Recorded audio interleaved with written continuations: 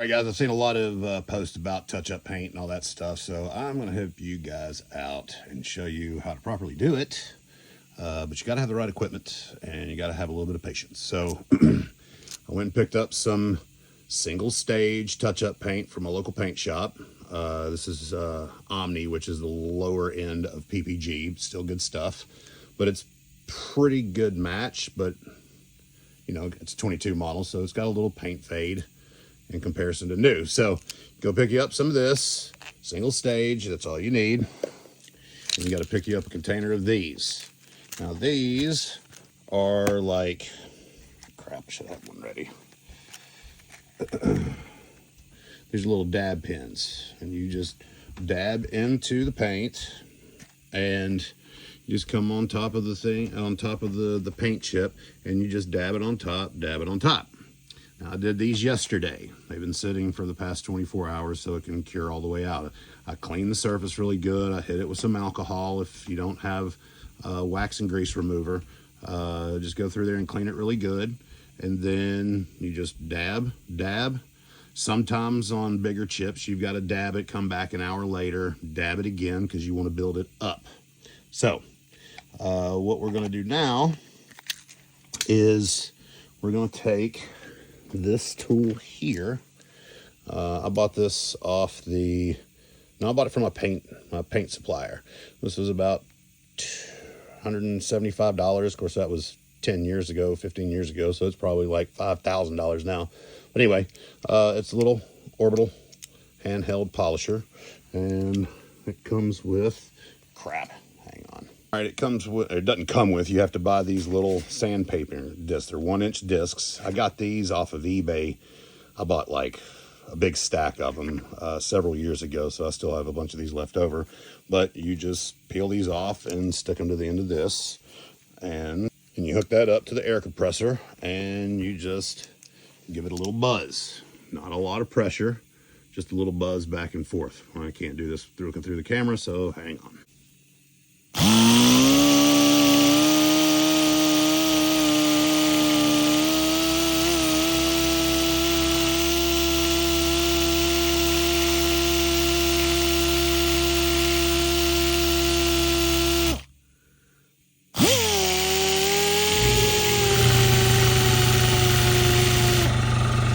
All right, so now that I've sanded down, you can barely see. There's a tiny little low spot right there, but that's okay.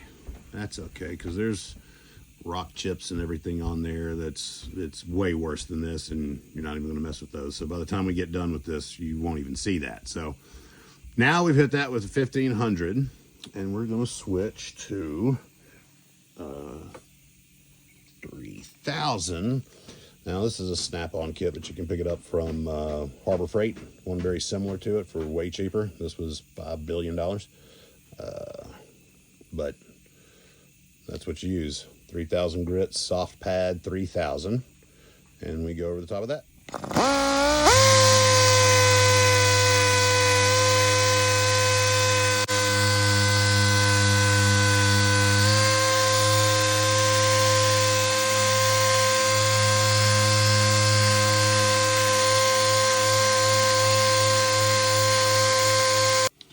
All right, one of the things you want to do is when you go to sand it, you got to make sure that you get your 1500 grit sand scratches out. So you see right there, there's a little shadow right there where I went over. That's still got some 1500 in it. There's a little bit of there's a little halo right there. You can see where there's 1500. So I'm going to buzz back over it again, not putting any pressure on, just basically the weight of the tool on there, moving back and forth, nice and easy, side to side, up and down, and until all that haze is nice and uniform. All right, so now it's all nice and even. And now we take the 3000 grit off, and we put 8000 grit on. 8000 grit's gonna polish it out real nice. They make a 4, 5, and a 6000 and 7000 grit, but that is not necessary in this particular situation. You'll see here in a minute. So you go back over that.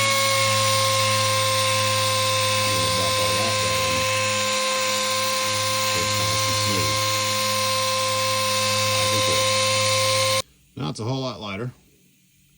And we're ready to polish. So you need to get yourself a dual action high torque orbital sander, which this is a Flex. Roops makes one. Wizards makes one. There's a whole bunch of them. In fact, I think you might be able to get one similar to this. I don't think it's as high torque. You should be able to get it at Harbor Freight. If not, Torque, T-O-R-Q, on what do you call it, Amazon. They make a fairly good one. Not as badass as a Flex, but or a Roops, but anyway, it's pretty good. Especially for the price you're getting. Roops and a Flex, those are $300-400, and the Flex is like $125. So anyway, gotta have one of those, and I use a compounding pad, and I don't know where my polish is. Where'd it go? Oh, it's on top of the car over here. Hang on. All right, so I use Wizards Final Cut Compound. The Final Cut Compound starts off as a compound but breaks down into a polish, and as it polishes away, it's really technically a one-step, especially if you end in an 8,000 grit pad. So hang tight, let me buff this out and I'll show you the end result. And here's the final result. The chip was right there, and it was a gnarly chip too, and the other one was right there. It was bright white. It stuck out like a sore thumb. Like, it stuck out like that's a little bit of polish, but that was what it looked like. Big white spot. And now it is no more. You can kind of see it in the reflection. If you get up really close, you can see the little reflection right there and the reflection on it right there. But looking at it at normal sight, it doesn't look like a bulky pile of shit. So if you have these tools and you want to fix your paint chips, I've done, I don't know, probably 20 or 30 on my car. This was the easiest one that I could get on camera that would, you know, translate easy on camera. So if you've got a different way of doing it, awesome, but this is the way I do it. This is the way I've been doing it for the past 30 years. I've been in auto detail and ceramic coating and paint protection and all that kind of stuff pretty much a whole life. So if you got any questions, feel free to ask down in the comments, and thanks for watching.